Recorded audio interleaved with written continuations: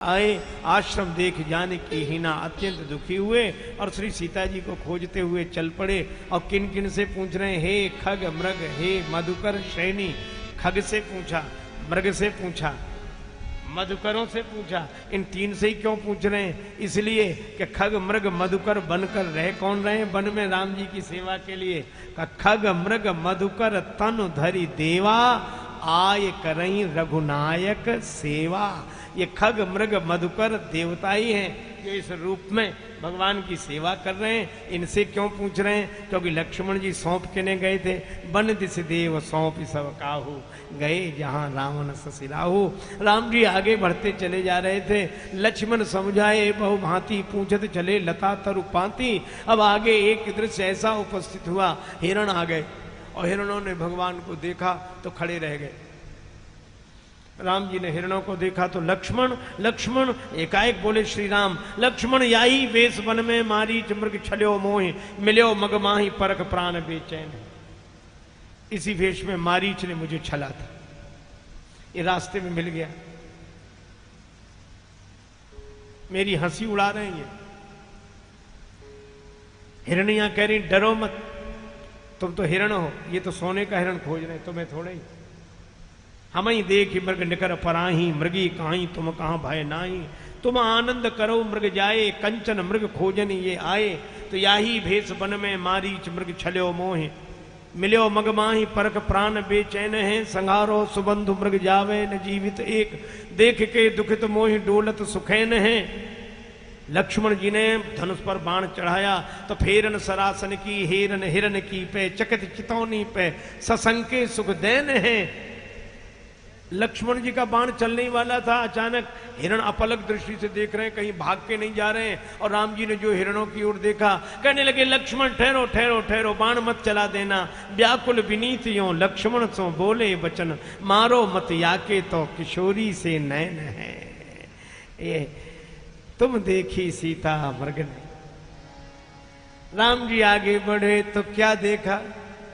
आगे परा गिधपति देखा, आगे परा गिधपति देखा।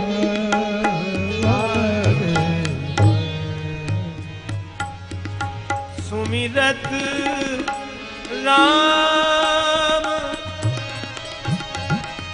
चरण चिन रेखा रे आगे।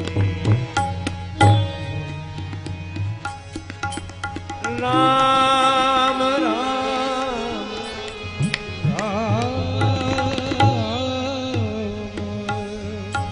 अति घायल दो कटे पखना रसना तऊ पे रट लाती रही।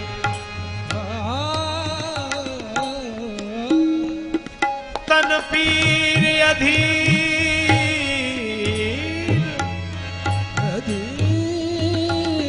परे तबहू हरि नाम की प्रीत सुहाती रही। रघुनाथ दशा तेही की उमगे बिनु छाती रही।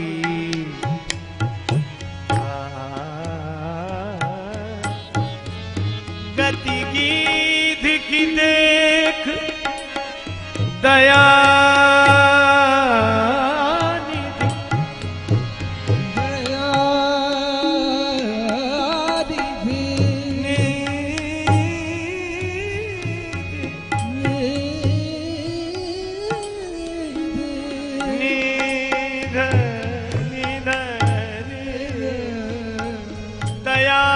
को सुधि सिय के शोध की जाती रही। सुध सिय के शोध की जाती रही। आगे गिरधराज के पंख कटे, रक्त की धारा बह रही। राम राम राम राम। भगवान ने कहा लक्ष्मण ये तो जटायु जी, इनके पंख कट गए, रक्त की धारा बह रही, मैं तो व्यवस्थित चित्त नहीं हूं, लेकिन तुम तो कोई जंगली जड़ी बूटी जानते हो तो बता दो, उसी का प्रयोग करो, रक्त बहता हुआ रुक जाए। एक उपाय है, औषधि तो आपके ही पास है, बता दो। हाँ, शीतल सुखद छाह जही कर की मैटत पाप ताप माया। आपके कर कमल की छाया पाप ताप माया को मिटा देती है, यही प्रयोग करो। राम जी ने जटायु जी के माथे पर हाथ रखा, ठीक है, कर सरोज सिर पर सेव कृपा सिंधु रघुवीर। और राघवेंद्र के कमल कोमल कर कमल का सुखद संस्पर्श पाकर जटायु जी ने सोचा कोई परिचित आया है, हम इसे आंख खोलकर देखेंगे, ये हमें देखेगा, हम इसे देखकर रोएंगे, ये हमें देखकर रोएगा। रोते रोते मर गए तो रोने के लिए फिर जन्म। तो जटायु जी आंख बंद किए हुए ही बोले, कोई भी हो मैं कहता हूं, बस जाओ मुझको मरने दो। हा राम मंत्र यह माता का, आराधना इसकी करने दो। राम राम राम। गदगद होए बोले प्रभु मैं ही हूं वह राम, भक्तराज देखो तुम्हें करता राम प्रणाम। जटायु जी ने नेत्र खोल दिए, निरख राम छवि धाम मुख, विगत भई सब पीर। भगवान ने गृद्धराज को गोद में ले लिया, गीध को गोद में राखी, कृपा निधि नैन सरोजन में भरी बारी। और 12 बार समारत पंख जटायु की, धूर जटान संहारी। जटायु के पंखों की धूल जटाओं से झाड़ी। जटायु जी ने कहा, नाथ दशानन यह गति की नहीं, दुर्गति नहीं गति। आपकी दुर्गति नहीं होती, गति नहीं मिलती, आपकी गोद मिल गई। गलत काम क्या किया, तेई खल जनक सुता हर लीन। ले दक्षिण दिस गये गुसाई, बिलपत अति कुरुरी की नाई। दर्श लाग प्रभु राखे प्राणा, चलन चाहत अब कृपा निधान। भगवान ने कहा कि जटायु जी जीवित रह जाओ, जाओ नहीं, कुछ दिन रह जाओ। मेरे जान तात कछुक दिन जीजे, मेरे जान तात कछुक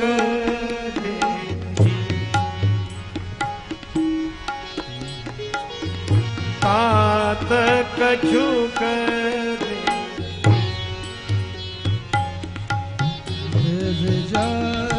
तात कछुक। देखिए आप कुछ दिन जीवित रह जाएं। मेरे पिता का देहांत हो गया है जटायु जी, आपके कोई पुत्र नहीं है। देखिए आप सुवन सेवा सुख, मोहि पितु को सुख दी। मेरे तात कछुक दिन जी, तात कछुक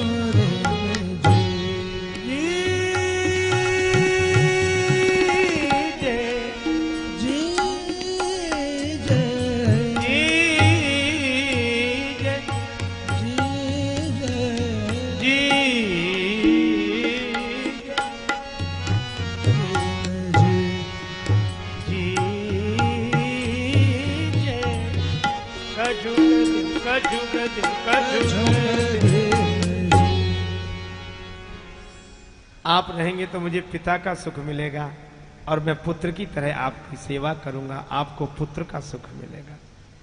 यह श्री राम है। जटायु जी ने कहा कि प्रस्ताव तो है आपका सुंदर, किंतु क्षमिए प्रभु आपके आयस को सपने नहीं हिय में धरी हैं। निज जीवन राखी के जीवन में पछताव की आग सदा जरी है। और त्याग सुदेह राजेश सुनो सुरलोक लाजहिते मरी हैं। और रिपुते सिय को न छुड़ाए सक्यो, ऐसो तनु राख कहा करी है। सो तनु राख करम बेटा, भक्ति न मिली जिस जीवन,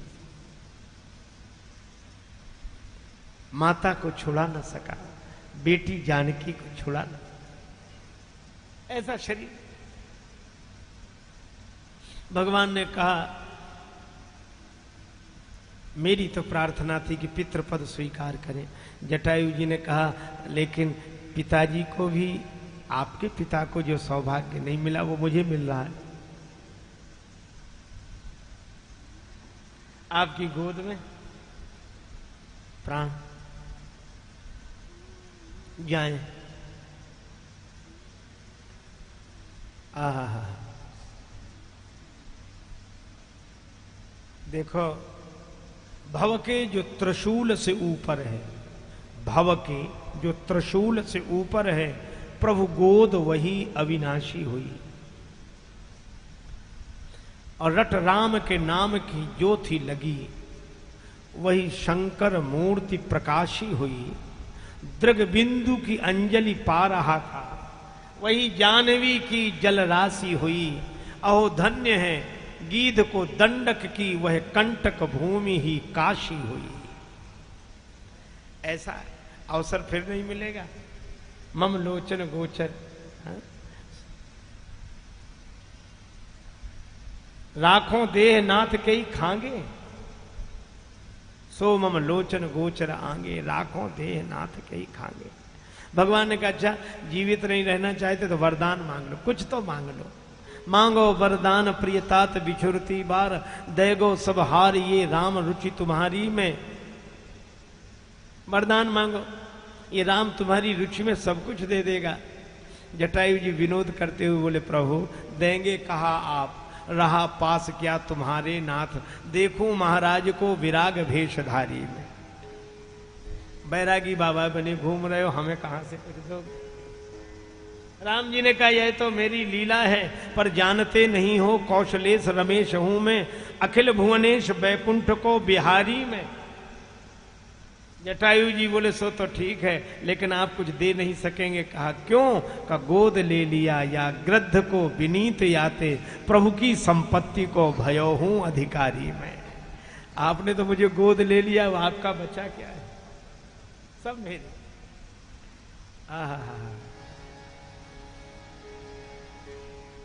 अविरल भगति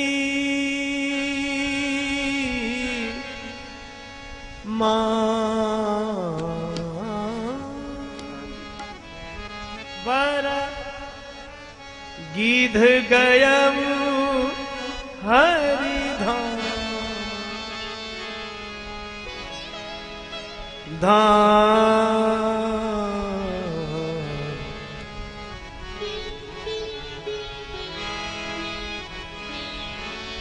भगवान ने कहा तात कर्म निजते गति पाई। कौन सा कर्म? परहित बस जिनके मन माहे, तिन कहा जग दुर्लभ कछु नाहि। गीध देह तज धरि हरि रूपा, भूषण बहु पट पीत अनूपा। हरि रूप प्राप्त हुआ, विमान में बैठकर हरिधाम गए जटायु जी, और भगवान अंतिम संस्कार करते हैं जटायु जी के शरीर का। पितु की अंत क्रिया करिवे कहाँ बड़ो पुत्र अधिकारी, सो पितु क्रिया भरत कहाँ सौंपी, प्रभु खग क्रिया समारी। अंतिम संस्कार किया, धूम्र विमान उठता दिखाई दिया। जटायु जी बोले जावो जावो हे भक्तराज जावोगे मेरे धाम को तुम, जाते जाते इतना सुन लो कर चले ऋणी इस राम को तुम। भगवान दक्षिण दिशा की ओर आंसू बहाते चले।